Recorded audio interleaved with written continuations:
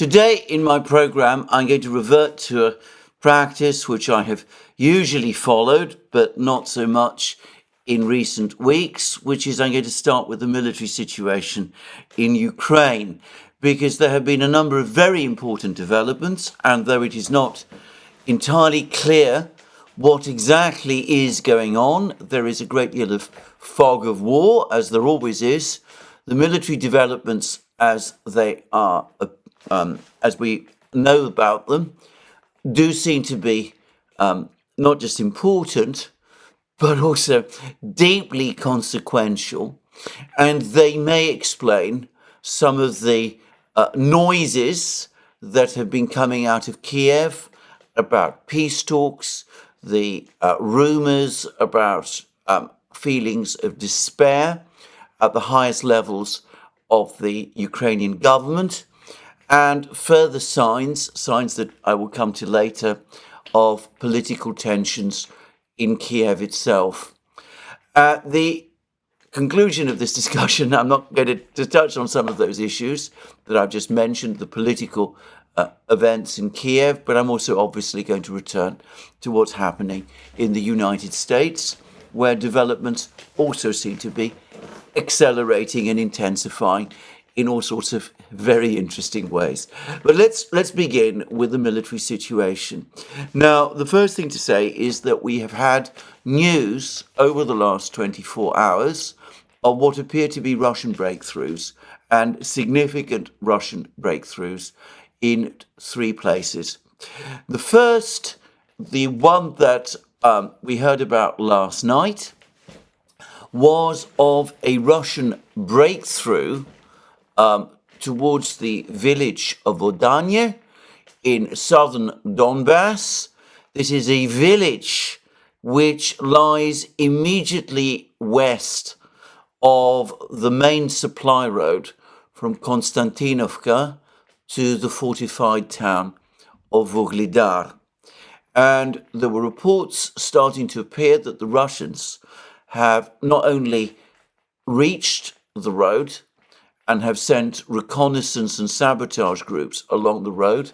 The 79th Brigade, the Ukrainian 79th Brigade, which has been defending first Novomikhailivka and then Paraskovyevka and then currently Konstantinovka, some days ago told us about this, but the latest report suggested that the Russians had actually captured and physically and permanently occupied a stretch of this road and were busy consolidating their positions.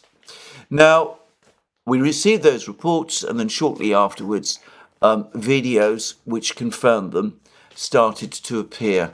Now, as is very often the case in this conflict, we are not talking about advances by huge numbers of men in rolling forward in some great big tank and armoured vehicle attack.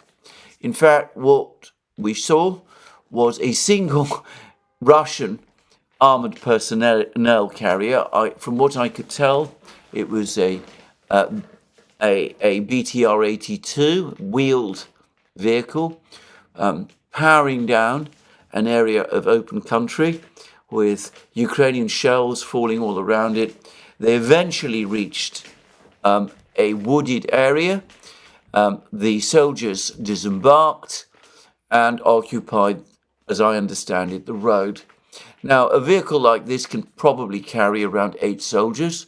So we're looking at a special forces squad, maybe not special forces, but anyway, volunteers, men who have presumably volunteered to carry out this very dangerous assault.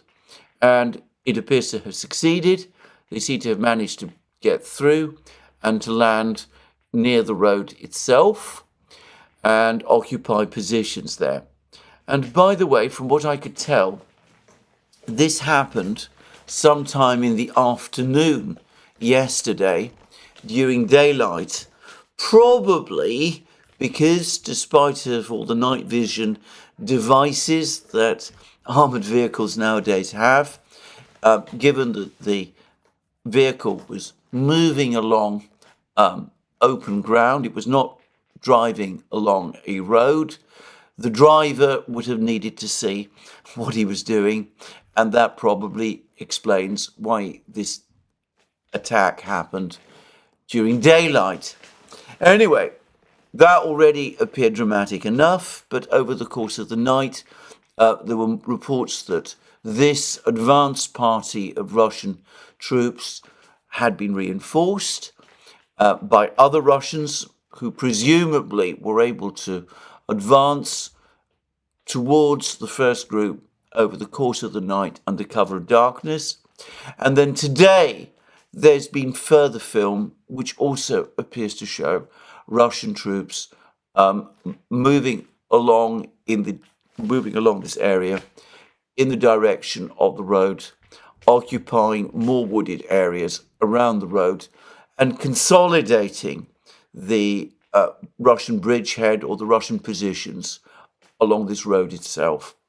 And last night, the military summary channel, very plausibly in fact, linked the slightly mysterious arrival of General Valery Gerasimov, the chief of the General Staff of the Russian Armed Forces and the overall commander of the Russian troops conducting the special military operation. Anyway, the military summary channel very plausibly linked General Gerasimov's sudden appearance at the headquarters of Group of Forces East. This is the group of forces that is responsible for the conduct of military operations in this area, and by the way also in the Vremivka salient. Anyway, it associated Gerasimov's arrival at the headquarters with this unexpected breakthrough by the Russians in this area. And the assumption is that Gerasimov wanted to be briefed immediately by the commanders, the senior commanders of Group of Forces East, as to exactly what was going on and agree with them on any further action that needed to be taken in order to consolidate the control of this stretch of road. Now, that, by the way, might imply that this attack, this capture of the road, was an improvised step taken on the initiative of some more junior officer, and that neither Gerasimov nor the commanders of Group of Forces East anticipated that it would happen. Anyway, this is a decisive, potentially decisive event because it affects the supply situation to the fortified town of Vuhledar further south. The Russians are able to expand their control of the road and cut the road completely. Well, Vuhledar is not completely cut off from supplies. There are other places from which supplies to the military grouping in Vuhledar can be sent. There are roads further west. But Konstantinovka, the road from Konstantinovka, has been a key supply road that the garrison in Vuhledar has been able to rely upon up to this point. There is a further factor, however, which is that if the Russians are able not only to cut the road, but to consolidate on it and move further west and occupy positions west of the road, then Vuhledar itself risks becoming encircled. It would be, I suspect, a complex operation that would require quite a lot of hard fighting over many weeks, perhaps even months, before it could happen. But if you look at the map, you can see how a potential encirclement of Vuhledar might take place. And the military summary channel speculated yesterday that if the garrison in Vuhledar really did risk encirclement in this way, more likely than not, on this occasion at least, the Ukrainians would pull back. They would presumably abandon Vuhledar to the Russians. Now, if the Russians eventually capture Vuhledar, as a matter of fact, they will eventually capture Vuhledar, but when the Russians eventually capture Vuhledar, it will be a major blow for the Ukrainians. First of all, Vuhledar is a place which the Russians have made at least 2 major attacks upon, and which they failed to capture, suffering significant losses on both occasions. The Ukrainians and their supporters in the West have treated these successful Ukrainian defenses of Vuhledar as important Ukrainian victories. So at a psychological level, the fall of Vuhledar, the fortress which has held the Russians back up to this time, would be a very significant blow. But I think it goes much beyond that, because Vuhledar is important in itself, because it not only anchors Ukrainian defenses in southern Donbass, but it covers the eastern flank of any Ukrainian advances southwards towards the Vremivka salient and further west towards, in Zaporozhye, towards places like Tokmak and notionally the Sea of Azov and all of that. Briefly, if Vuhledar is lost, if the Russians gain control of Vuhledar, in my opinion, the possibility of a successful Ukrainian counteroffensive along the southern front towards the Black Sea and towards the Sea of Azov becomes notionally impossible.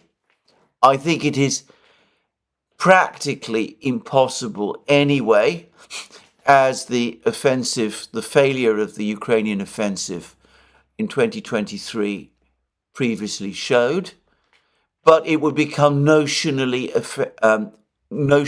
impossible as well. I think that no Ukrainian commander would want to advance south with the Russians stationed in Vuhledar on the Ukrainians' eastern flank. So that would be, in effect, the end of the battle, the final conclusive end of the battle for the Sea of Azov and the Black Sea, and for Mariupol and all of those things. There would be no realistic way that the Ukrainians could ever expect to recapture by force these places again.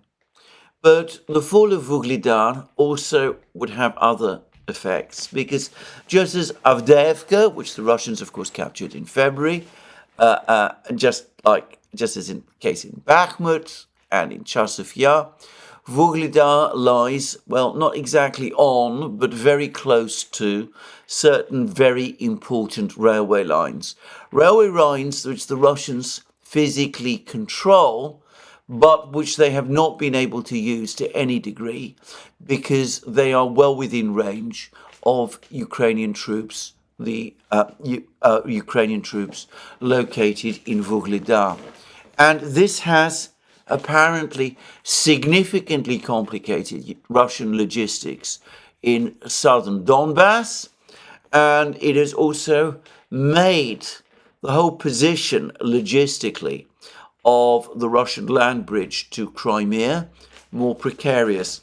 The Russians have been, of course, building additional railways in this area as well, but in order to simplify their logistics, both to consolidate what they have and also to build up their forces to advance further north and further west towards the Dnieper and conceivably even beyond, the Russians would very much want to get these railway lines close to Vuhledar working as well.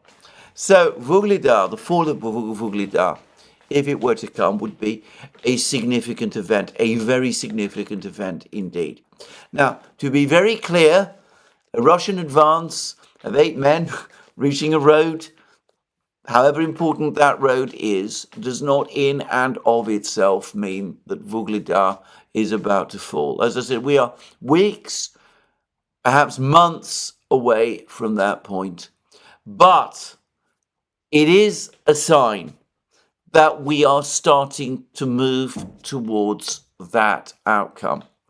And given how important Vuglidar is, it's fully understandable why Gerasimov would have wanted to go to the area to find out what exactly was going on and whether this was indeed an advance that could be exploited.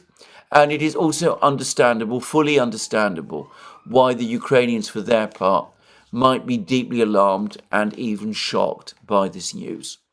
Now, it's important also to say that this Russian advance along this road is taking place not a huge distance away from the battles in the Vremivka salient, which is located somewhat further to the southwest.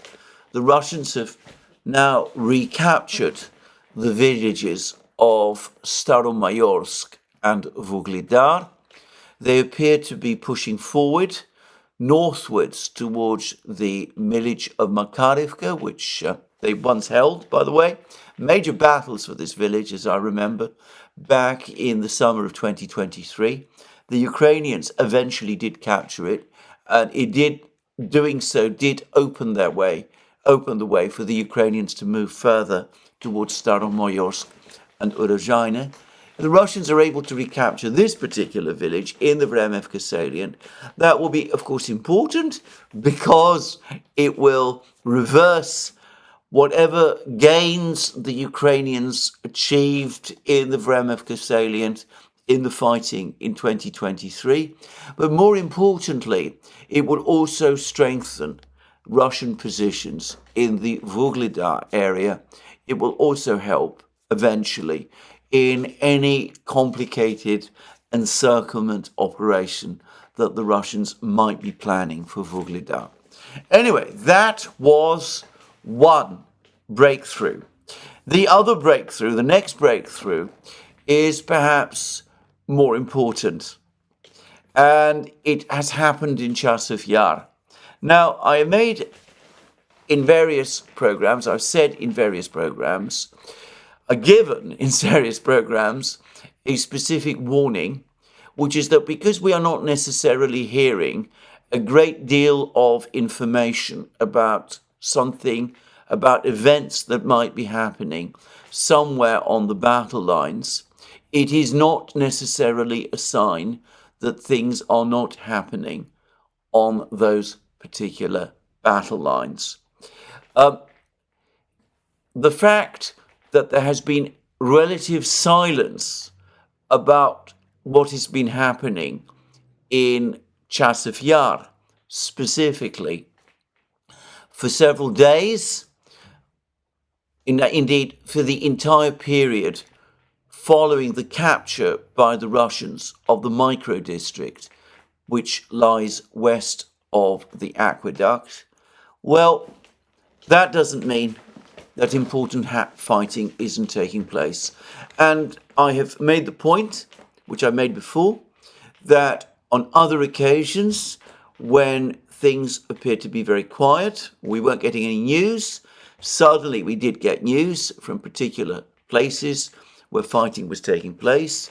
We saw this happen in Avdiivka, we saw this happen previously in Bakhmut, and that news suddenly placed the Russians where no one expected them to be, embedded far more deeply inside Ukrainian positions, or what had been the Ukrainian positions, than anyone had imagined.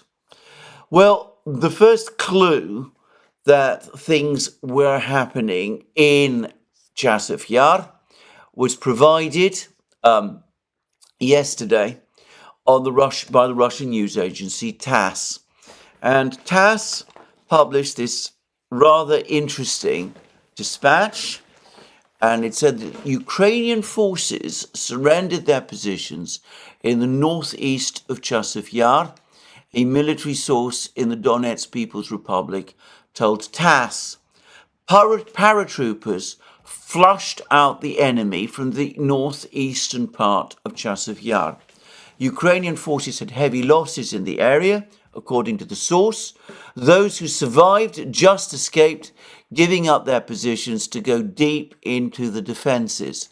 According to the person, Russian paratroopers, these will be paratroopers from the 98th Airborne Guards Division, one of the most famous elite divisions of the Russian army. According to the person, Russian paratroopers crossed the Seversky Donbass Canal, that's to say the aqueduct, from the flank. The pressure on Ukrainian forces in that area has intensified.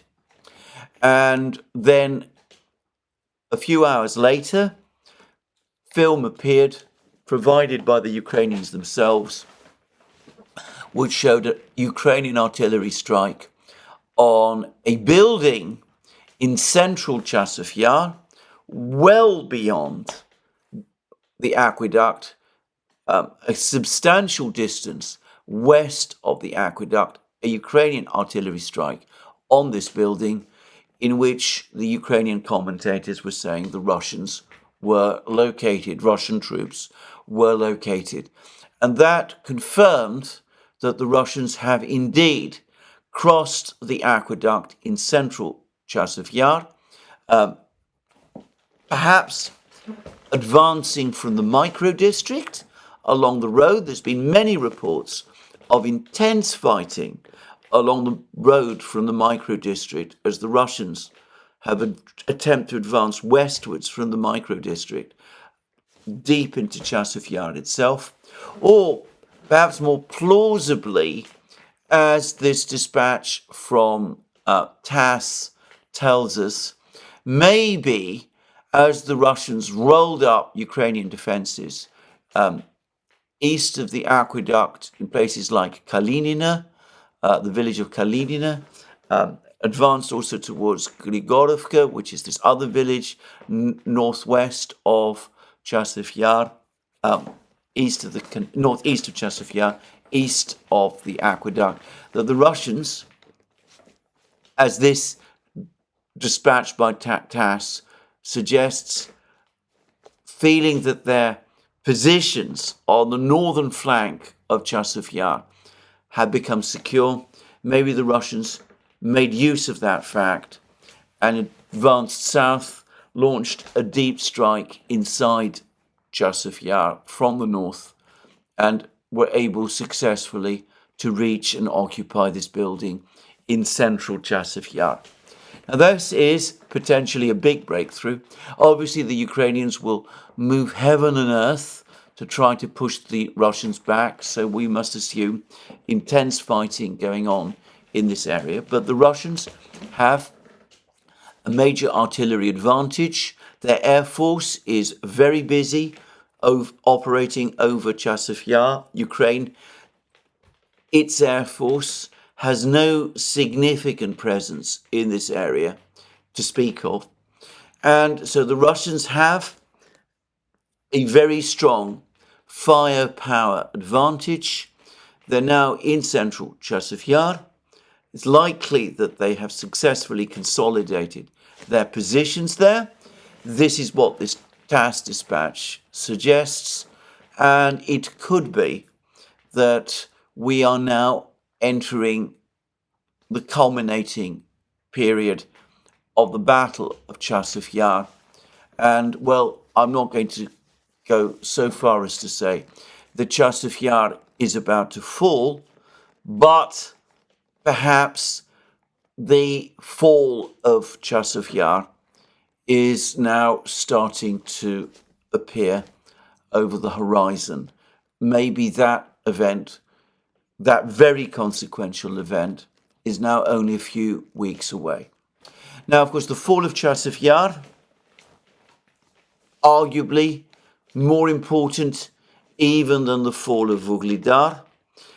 It will open the way for the Russians to advance towards the city of Konstantinovka, the town of Konstantinovka, a much bigger place than Chasov Yar, but located on low ground, so that the Russians from Chasov Yar will be able to observe Ukrainian movements in Konstantinovka. Anyway, the Russians would be well positioned if they capture Chasov Yar to capture Konstantinovka and other small towns and villages in the area to the west of Chasov Yar. And of course, once that happens, then they will be outside, on the outskirts of Kramatorsk, the southern end of the Slavyansk-Kramatorsk conurbation. And Kramatorsk, I believe I'm right in saying, is the biggest city, biggest town still under Ukrainian control in Donbass. So, another very consequential battle. The fall of Chasov Yar, of course, also has very great implications when it happens for the battle that is currently underway in Toretsk, further south. But to that I will come back to a little later in this program. Anyway, that is the second big breakthrough. And given that the battle for Kramatorsk, for the Slavyansk-Kramatorsk conurbation, is arguably the single most important battle that still remains to be fought in Donbass, and arguably in the entire area east of the Dnieper in this war. Well, given that we are now apparently starting to see how that battle might not be postponed for that much longer, this event, this advance of the Russians into the central part of Chasov Yar, looks as if it could be very consequential indeed. Anyway, the third Russian breakthrough, if it is even a breakthrough, it might be more like a raid, but for the Ukrainians, it is perhaps the most unsettling event of all. Now, a couple of days ago, as I discussed in one of my programs, the head of Ukrainian military intelligence, Kirill Budanov, said that the situation on one of the front lines in the north, and he was very vague as to which one, was becoming critically bad for the Ukrainians. They had the situation just about under control, but it was both bad and dangerous, and Budanov went on to say that he wouldn't say more about it because that might create panic. And I pointed out that this is a very, very remarkable thing for Budanov, in fact, to say. Well, yesterday we started to get reports appearing in places like X and in certain Telegram channels that Russian reconnaissance groups have crossed the border in the Sumy area after intense bombing and shelling of Ukrainian positions in the Sumy area, and have perhaps only briefly or perhaps permanently, nobody seems to know for sure, occupied several villages deep inside Ukrainian territory in Sumy region. Now, the reports also said that the Ukrainians have withstood this attack, if that is what it was, by the Russians, though at the price of very heavy losses. So we don't quite know what has happened. I'm not even sure that we really know which villages the Russians are supposed to have occupied, or perhaps occupied and abandoned. As I said, there's a dearth of information about this whole operation, and it's very unclear exactly what is going on or whether in fact anything significant is actually going on. But as I discussed in one of my programs recently, the Russians have restricted the territory on their side of the border in precisely this area to civilian traffic, which suggests a significant build-up by the Russian army in precisely this area. And it could be that some kind of significant or major Russian incursion into Sumy region is indeed underway.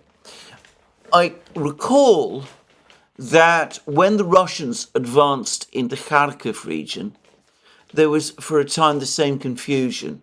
It again was unclear whether the Russians really were advancing in force into Kharkiv region or whether this was just some sort of raid. And there was the same speculation when the Russians recently began their offensive in Toretsk. So it's not at all clear exactly what is taking place, but on those two previous occasions, it turned out that the most dramatic explanations for the early reports that this was not an actual raid, but a full-scale advance, a full-scale offensive. On both of those occasions, it was those reports which turned out to be true. So it could be that something serious is indeed happening, and presumably has been happening under the radar for some time, which might explain why Budanov was talking about a critical situation and one he didn't want to discuss in too much detail because of the panic that this might cause. Now, there is one very interesting word in the selection of words that Budanov has chosen, because of course he chose the word panic, or at least the Ukrainian word that has been translated into English as panic. And that of course begs the question of why an incursion by the Russians on the border in this area would create panic. Well, of course, the Ukrainian army is hugely overextended. It is desperately short of men. There's a long article today, by the way, by the London Times discussing that very fact, the fact that the Ukrainians are trying to hold the Russians back in the Toretsk region, that they are heavily outnumbered by the Russians there, that they don't have enough men to repel the attacks. And there's a very bitter comment by a Ukrainian officer complaining about the failure of the Ukrainian authorities to explain to Ukrainian society the importance of the need for a mobilization, a proper mobilization to make up losses and to basically rebuild the Ukrainian army so as to hold the Russians back. So obviously, given the state of the Ukrainian army, the fact that it's exhausted, short of men, short of machines, short of shells, short of everything, another Russian offensive in another place would be a major, major problem. But panic? Well, actually, there is one very simple reason why an incursion by the Russians in this particular area of Sumy region, where this fighting is supposed to be taking place, might indeed induce panic. And that is that it is just north of a road, a major road, that leads directly from the Russian border to Kiev itself. And in fact, Kiev is not that far from where this latest fighting is supposed to be taking place.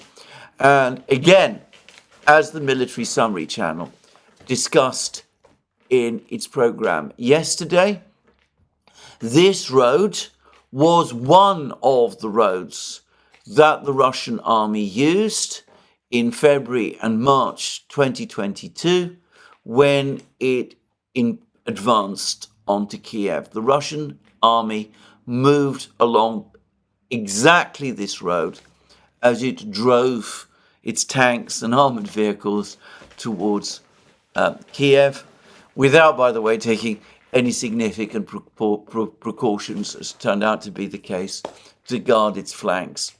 So, this incursion, if it is indeed happening, is happening uncomfortably close to Kiev itself and threatens the capture of a road that not only leads to Kiev, but which the Russian army once used years ago, 2 years ago, in its advance on Kiev. I should stress, by the way, that it is not the only road that the Russians used. The Russians also advanced towards Kiev from the north. But that's another story, and I don't intend to get sidetracked into a discussion about that. So these are 3 very important breakthroughs achieved by the Russians over the last 24 hours. Of these 3, based on the information that I have at the moment, the most important possibly is the one in Chasov Yar. I don't know what the Russians really are planning to do in Sumy region. Maybe they're doing a lot, or maybe, as I said, these reports are exaggerated. But perhaps the Russians are coming into the general territory of Kiev again, which I can imagine would cause deep alarm in Kiev, a city which for many hours of the day now is without power, which is being regularly pounded by Russian missile strikes, where the air defenses appear to have all but broken down, as I've discussed in various programs, where the situation altogether is becoming much more fraught and difficult than it ever was in the spring of 2022. Just saying. But having said that, as I'm not sure what's actually going on in Sumy region, the Vuhledar situation is interesting and ultimately perhaps important, but the major crisis point is Chasov Yar. The Russians not only have broken into central Chasov Yar, but have occupied and consolidated their positions there and are able to start bringing in armoured vehicles into Chasov Yar itself and advance deeper into the town, then the situation in Chasov Yar will quickly become irretrievable, given its location. And I'm going to make a shrewd guess that we will see a deepening of the crisis that the Ukrainian military faces in central Donbass, which continues to be the main area, the pivot area of this conflict and indeed of the war. So that's my view. Now, it would not be proper, it would be deeply remiss if, having started with an account of what's going on in these 3 locations, I didn't cover what is going on in other places as well. So briefly, much more briefly, fighting in Volchansk appears to be continuing along much the same way that we have discussed. The Russians have advanced south of the Volcha River. They are now definitely embedded in southern Volchansk. It's not at all clear what the Ukrainians exactly are doing in Volchansk, whether they're counterattacking, whether they're retreating. Fighting remains intense, and the fog of war lies heavy, with group of forces north adopting the common practice of the Russian army when a major battle is underway, which is to say as little as possible. So there in Volchansk, we have little real information as to exactly what is going on. There's also a dearth of information about what's going on in Kupiansk, the Kupiansk area, and in Siversk. All the indications are that the Russians are advancing in both of these areas, but again, we don't have the exact details. In Toretsk, however, this area south of Chasov Yar, fighting is extremely intense.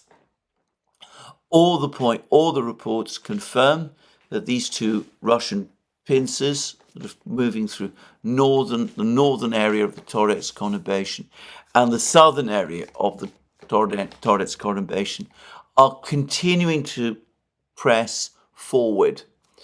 And going back to that article in the London Times, just to repeat again, that the Ukrainian soldiers there are complaining that the Russians not only massively outgun them.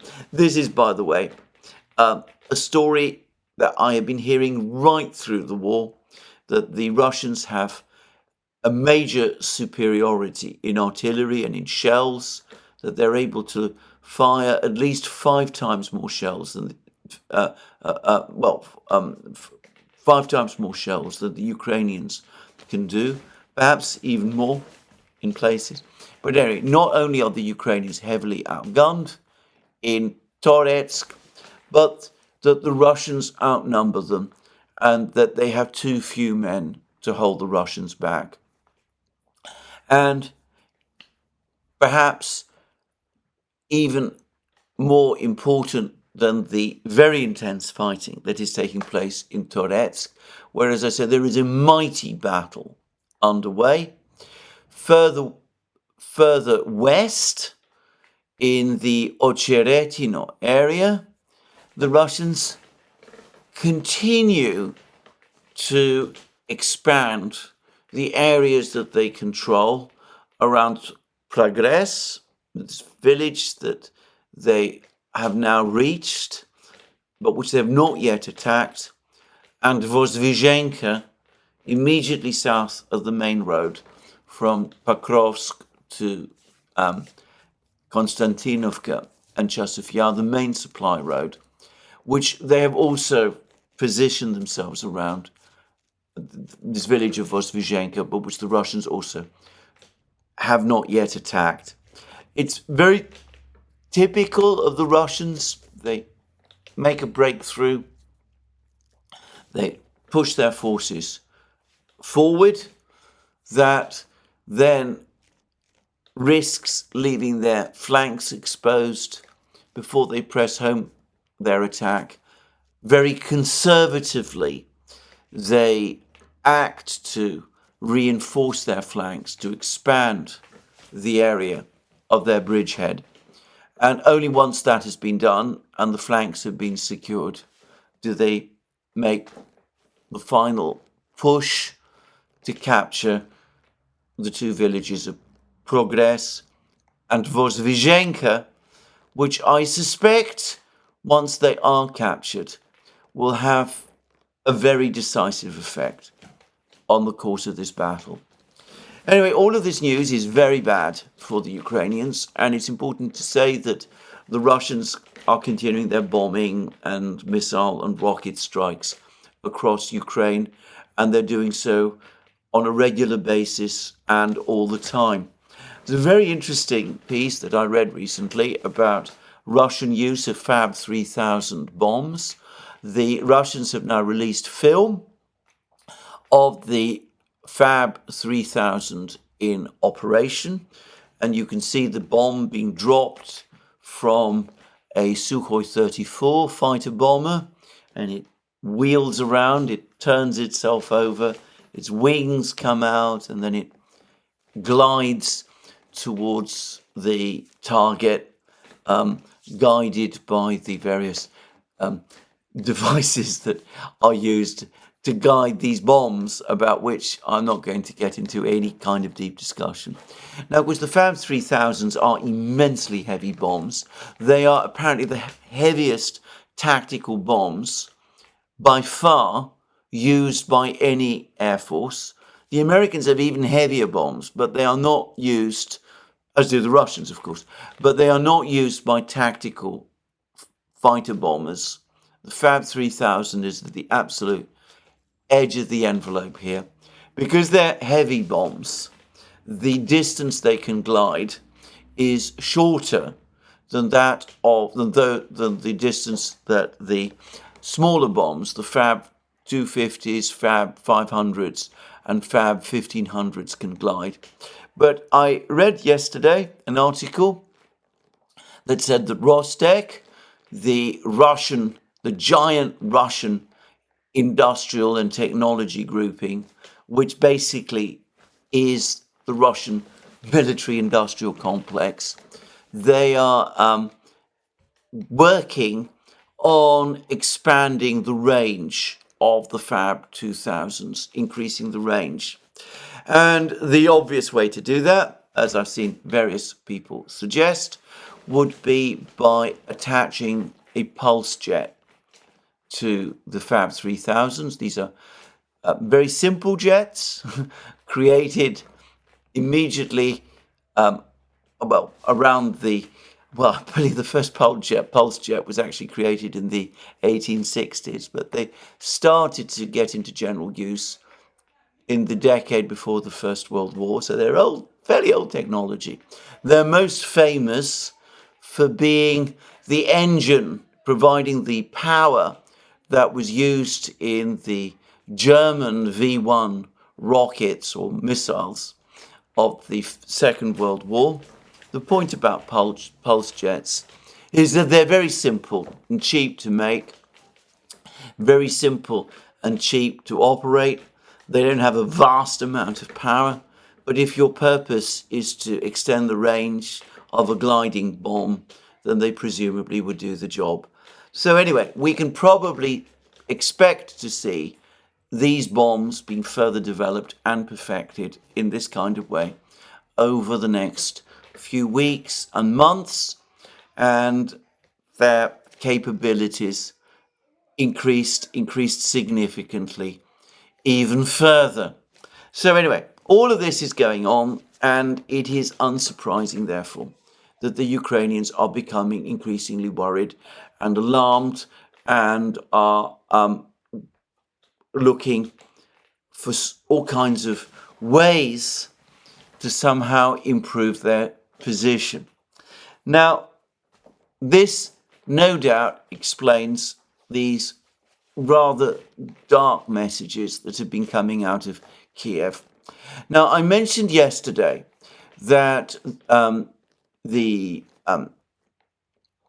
Indian media, the Times of India to be precise, has been reporting that rumors are circulating in Kiev that the overall military chief of the Ukrainian army, General Syrskyi, wants to surrender, that he's come to the conclusion that the war cannot be won and that the only realistic option for Ukraine is to surrender.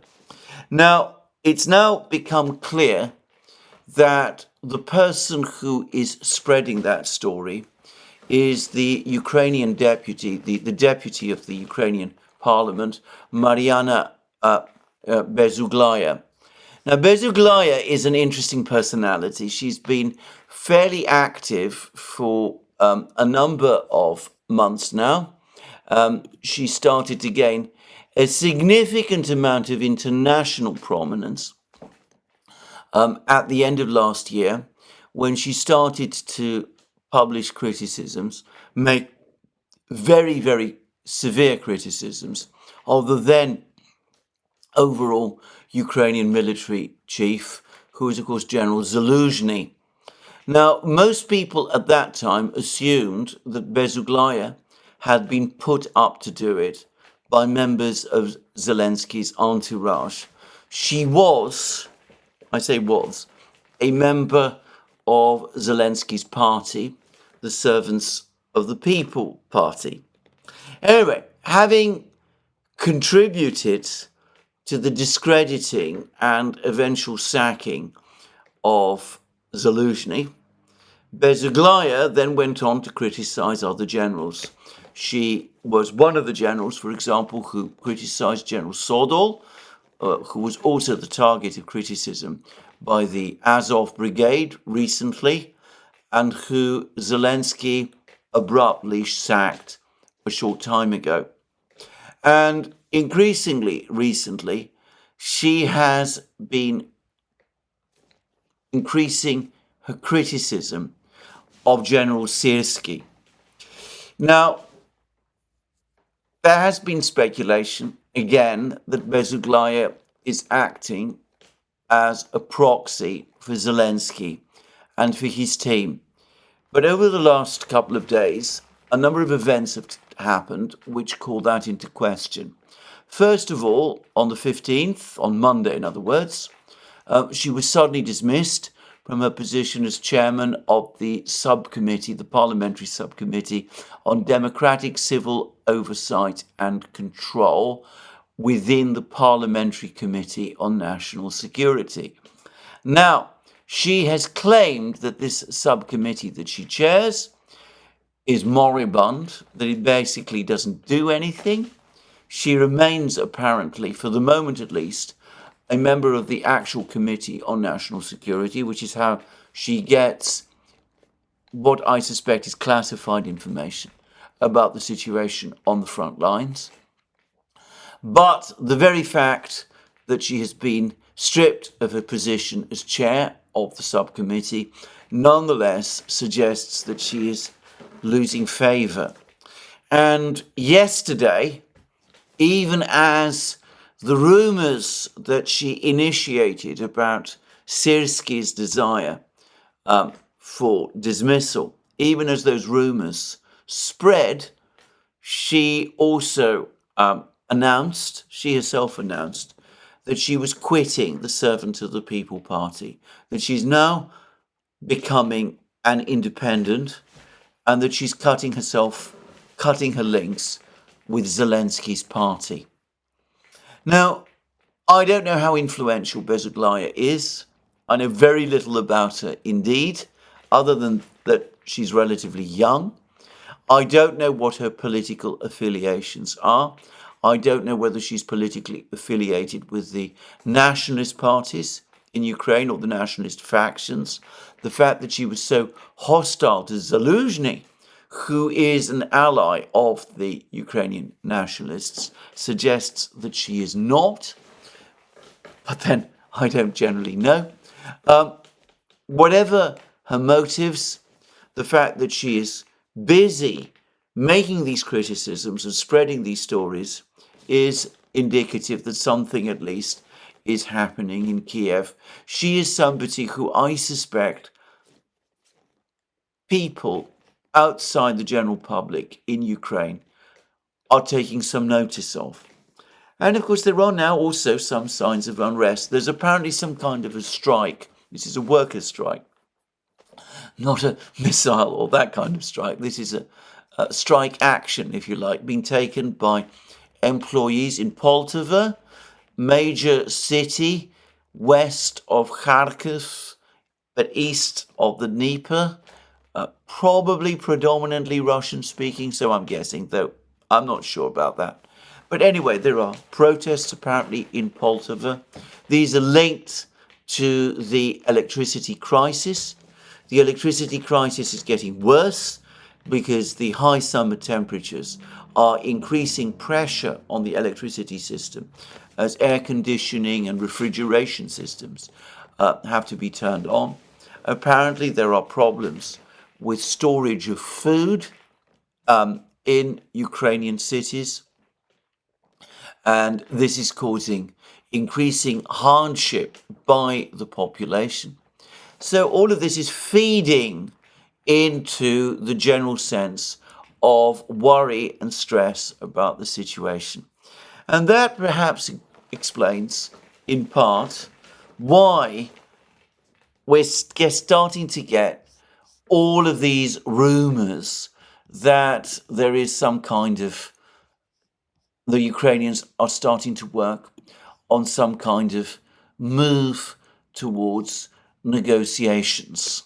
That this is why stories like the one in the New York Times are appearing now. Now, the Russians have responded to these rumours, and they have responded in a deeply cynical way. it's quite clear that the Russians do not take these claims coming out of Kiev that the Zelensky government is serious about negotiations and really does want to negotiate at all seriously.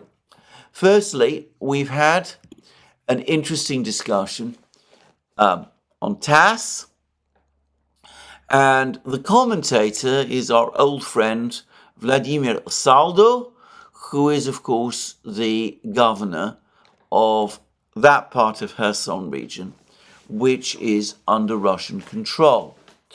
And Saldo has said that the New York Times story about Ukraine trying to plan some mechanism to begin negotiations is just a story put about by the United States itself. It's got nothing to do with Ukraine. It's all connected to the political crisis in the United States. I'm going to read what TASS quotes Saldo as saying, because I think it is indicative, actually, of the general mood about negotiations and about proposals for negotiations which exists in Russia at the present time. And commenting about the New York Times story, Saldo is quoted as saying this: Is it the US establishment that is calling for such talks? Yes. Zelensky acts as a performer or a mouthpiece, if you will. The United States needs a timeout.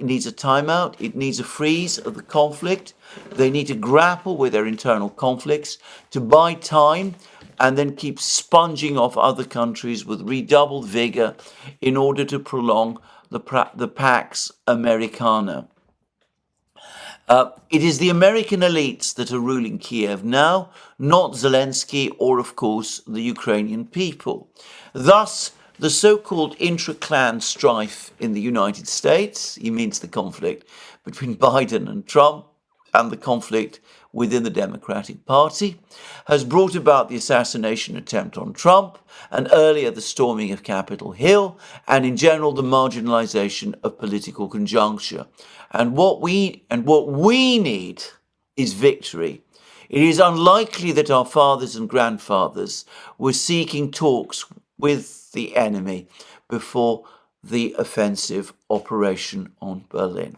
So that is Saldo, and I suspect, as I said, that he reflects a fairly widespread mood. Forget about talks. The Ukrainians may be floating ideas of talks, but they don't mean it seriously. They're not even in control. The Americans are, and the Americans aren't really interested in talks. They're not really interested in peace in Ukraine. They're just talking about these things because they have internal problems and a complex election to get through, and they just want to freeze the conflict. But as soon as they've sorted themselves out, they'll be back. So let's just carry on fighting and win the war. And that is how this war is going to end. The only fully satisfactory way that this war can end. And note that Saldo is bringing up the Berlin offensive operation. The fact that he is talking about that particular offensive operation, which was, of course, the last offensive operation fought by the Red Army in Europe during the Second World War, strongly suggests that he also senses that the war is not only going Russia's way, but that Russia is, in fact, soon going to win. Well, that's Saldo. But a much, much more important Russian has been speaking. And that, of course, is Sergei Lavrov. Now, he's been speaking in New York, where he has gone to attend a meeting of the UN Security Council. This meeting of the UN Security Council was convened to discuss the situation both in Ukraine and, as I understand it, in the Middle East, in Gaza specifically. But anyway, Lavrov represented Russia there. He had meetings with various officials from various countries, and he's given various interviews. And alongside those interviews, he's made comments like this. I'm getting this again from the official Russian news agency, which is TASS. And this relates to the idea that Zelensky is floating, that there will be another peace conference, perhaps in Switzerland, and that this time the Russians will be properly invited. When speaking about what participants in the second round of the Ukraine Peace Conference will be doing there, everyone has, in one way or another, articulated the approaches which are unilateral and absolutely unacceptable for us and many other countries that are sincerely interested in peace. That's what Lavrov said at a press conference in the United Nations. And Lavrov went on to say, the second summit is an organic continuation of the process that began almost a year ago when a small group of countries gathered in Copenhagen. Then several more meetings called the Copenhagen format took place. Each time Western counterparts and the Kiev regime tried by hook and by crook with various tricks and promises to lure as many countries as possible into taking part in these events. And Lavrov went on to say that this isn't going to work, that the Russians are no more interested in the forthcoming peace conference than they were in the previous one, because as far as they can see, nothing serious is being proposed, and no one in the West is prepared to address the actual causes of the war. So the Russians are, for the moment, utterly cynical about all of these proposals coming out of Kiev and indeed out of the United States itself. Now, yesterday in my program, I discussed this massive interview that Donald Trump has given to Bloomberg, and the kind of comments that he's made about the fact that Trump has made about wanting peace with the Russians in Ukraine and indeed peace with China over Taiwan and all of those things. I do think it is important that before Trump starts embarking on negotiations, he understands how toughened the Russian position by this point has become. I noticed that Rick Grenell, former US diplomat, former US ambassador to Germany, somebody who has been spoken of as a potential new Secretary of State in a new Trump administration, is floating the idea that within Ukraine, autonomous regions be created to protect the position of Russian speakers. Now, that was, of course, precisely what the Minsk agreement was supposed to do. Ukraine never complied. The Western powers, including the United States, went along with the sabotage of that process by Ukraine. Some Western officials have made it fairly clear that the Western powers were perfectly aware of what the Ukrainians were up to and were actually complicit in their game of sabotaging the Minsk agreement. This despite the fact that the Minsk agreement had itself become an international legal document as a result of the fact that it had been endorsed by a resolution of the UN Security Council. So the Russians are not going to go down that road again. I don't think there is any possibility that the Russians will agree to settle this conflict in that kind of way. The Russians tried the idea of autonomous regions in Ukraine. It didn't work before. I doubt that they believe it will work again. And I strongly suspect that they are not interested. So that's, I think, something that Trump and his team need to understand. I do think that the Russians would want to discuss a general settlement of the crisis in Ukraine with a forthcoming Trump administration, were it ever to become established. But there must be realism, genuine realism, about where the Russians are coming from and what this time they will be prepared to accept. As I think it was Taik Cyril Omar said, there is no conceivable way that the United States is going to be able to go back and make agreements with the Russians in the way that Bush Sr. and Bill Clinton were able to do at the end of the 1980s and at the beginning of the 1990s, with the Russians desperate for agreements and willing to put aside their doubts and to sign up to things which almost immediately unraveled.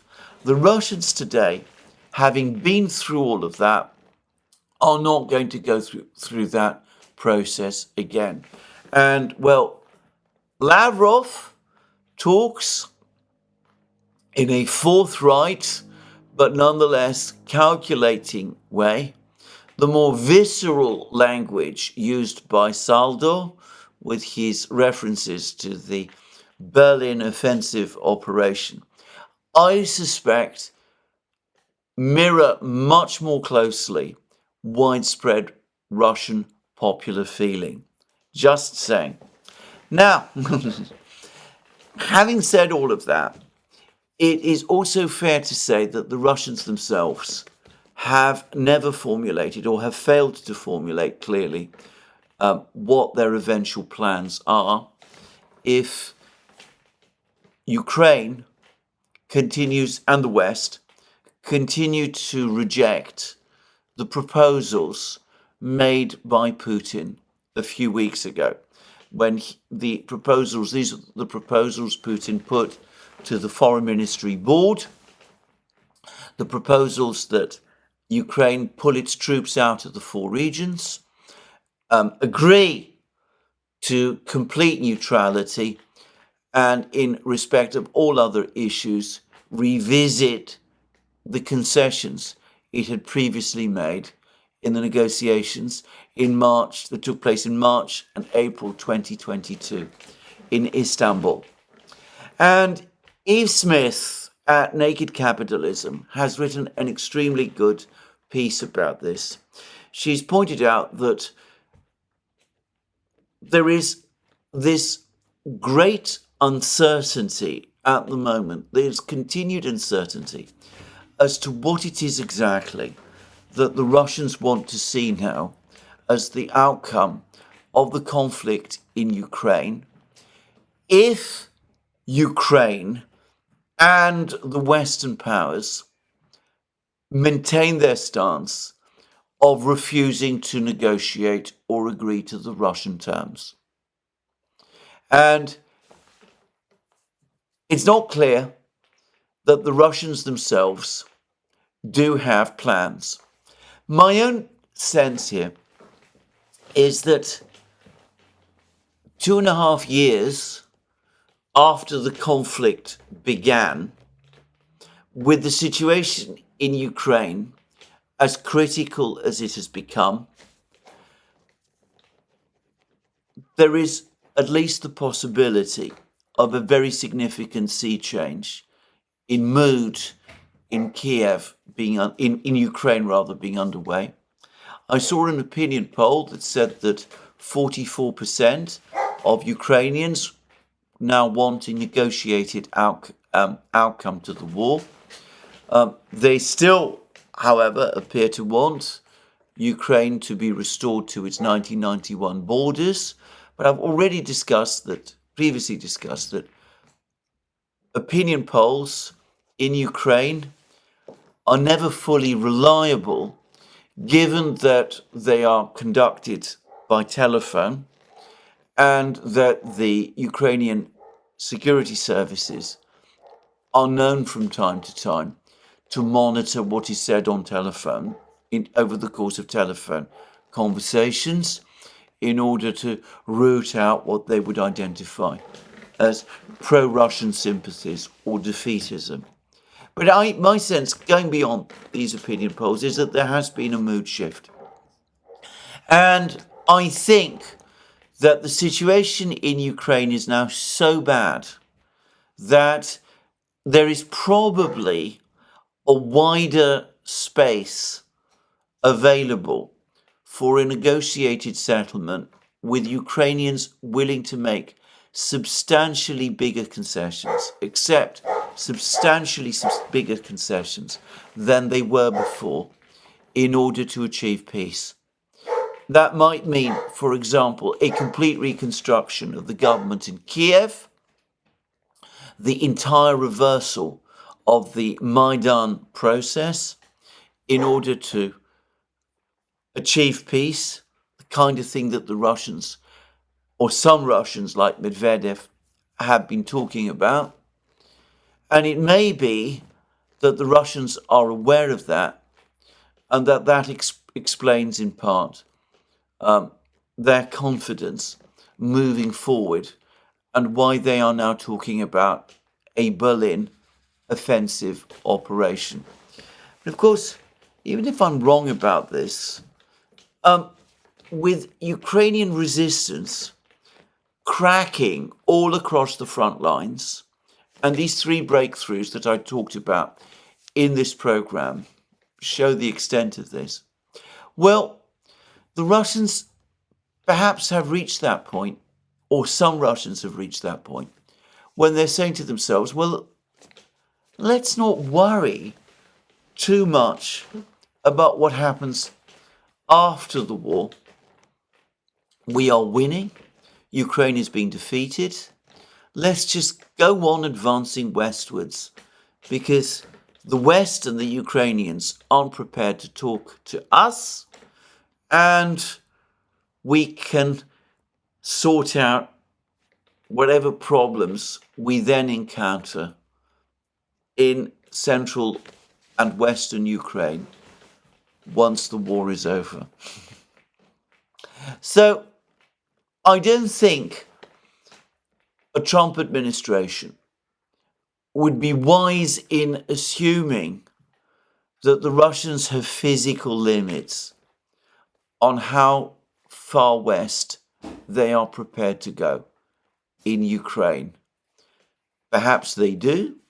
Perhaps they will stop at Dnieper, or they will stop after they've taken Kiev, or after they've taken Vinnytsia or Zhytomyr or some such other place. I don't know. But I think it would be unwise to make that assumption.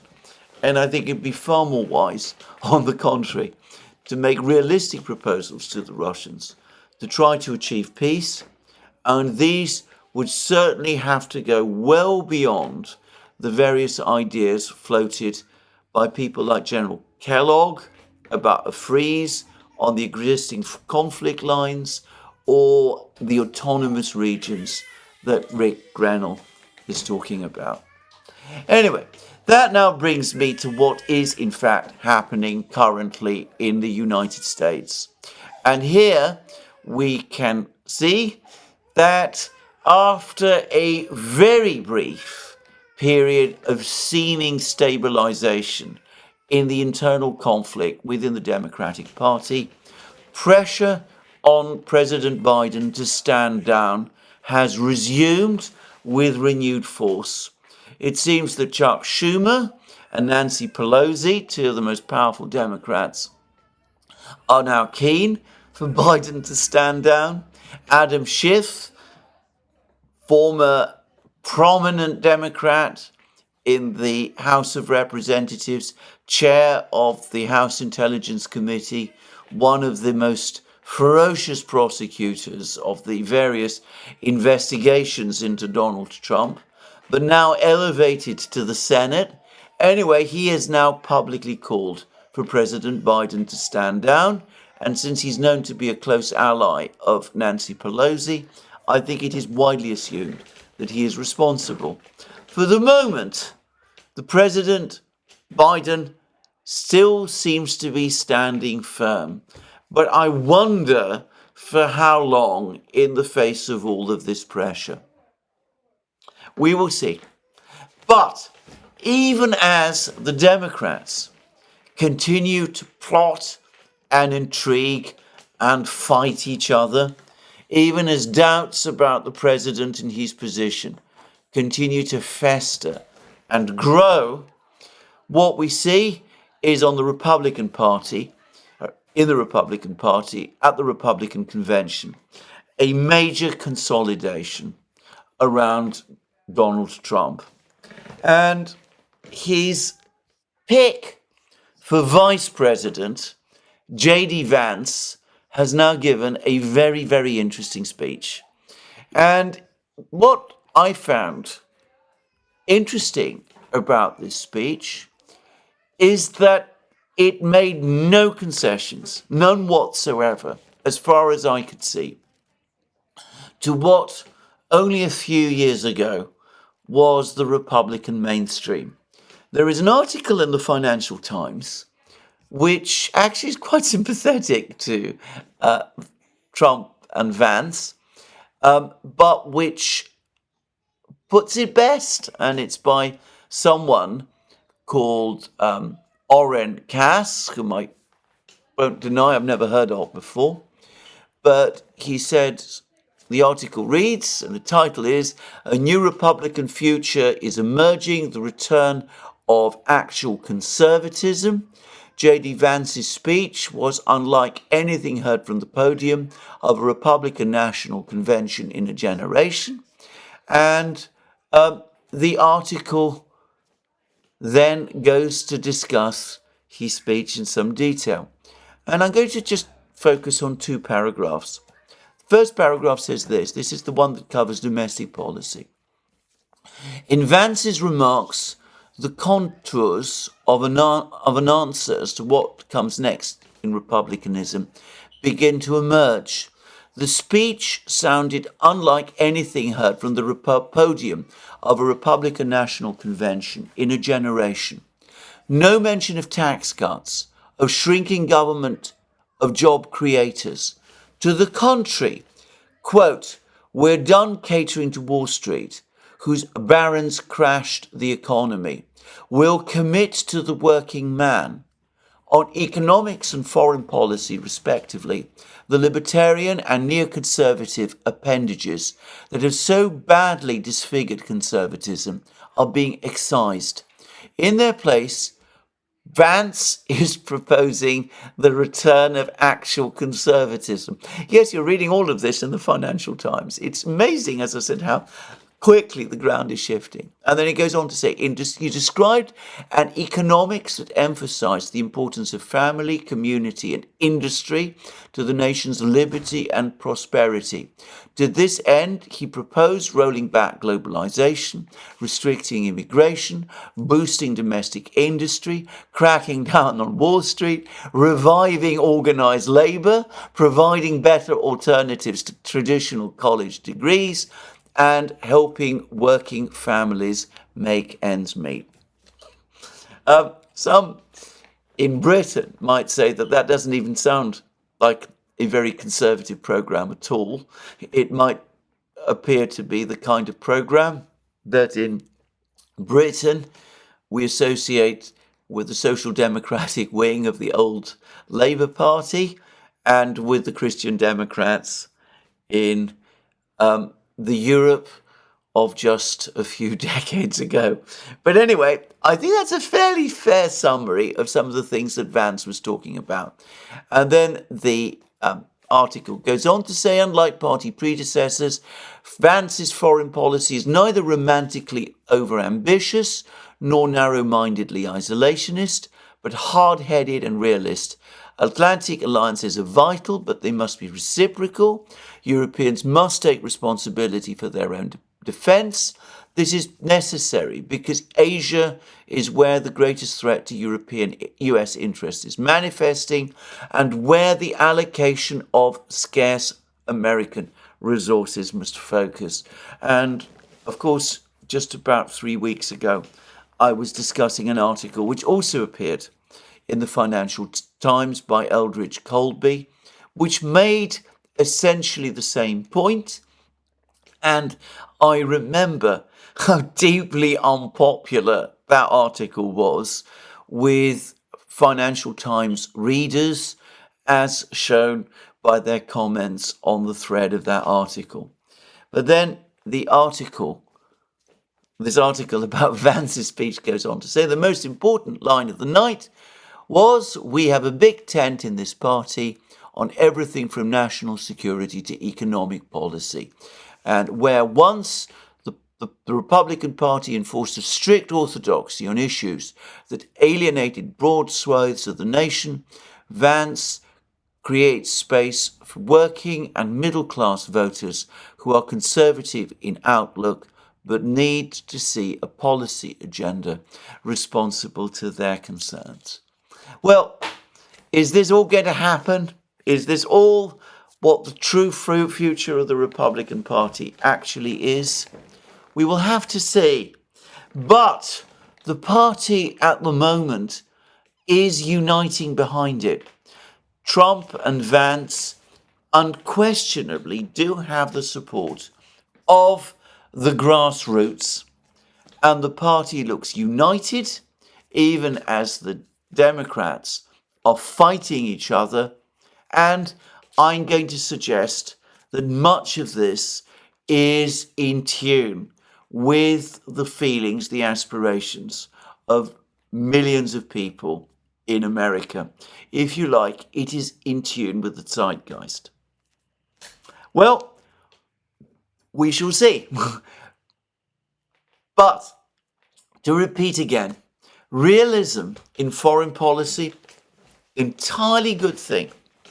But in order to be successful, it must be genuinely realist. It must be based as much on understanding the concerns of the other side as understanding one's own, if it is going to be successful. And that does mean that Trump, Vance, and whoever they appoint to their foreign policy team, assuming that they are successful in November, is going to have to make difficult decisions and must travel to Moscow, in particular, if we're talking about the Ukrainian crisis, to find out what the Russians are actually thinking there. Well, I end this program at this point. As I said, major news on the battlefronts, fully understandable why in the light of it there is panic in Kiev. Zelensky, by the way, as he always does in these situations, has left Kiev. He's now, I believe, in Oxfordshire, attending a European leaders meeting which has been convened by the new British Prime Minister Keir Starmer in Blenheim Palace. What exactly he's going to be doing, Zelensky's going to be doing, I have no idea. But anyway, that's where I believe he is. Anyway, we will see how all of these events turn out. It's clear that it's events on the battlefield that are driving events in Ukraine. And of course, the overarching story remains the political battle in the United States. As I hope to be able to discuss in my program tomorrow, the Chinese are also now busy weighing in on these events, and Zelensky's comments about Modi appear to have severely damaged Ukraine's relations with the Indian government, which is unsurprising. But all of that I'm going to talk about tomorrow. In the meantime, let me remind you again, you can find all our programs on our various platforms, Locals, Rumble, and X. You can support our work via Patreon and Subscribestar. Don't forget also to check out our shop where you can find all our things there, our magic mugs, our hats, our hoodies, our t-shirts, our sweatshirts, all those great things. And last but not least, if you've liked this video, please remember to tick the like button, to check your subscription to this channel. And, well, thank you again for listening to me today. More from me soon. Have a very good day.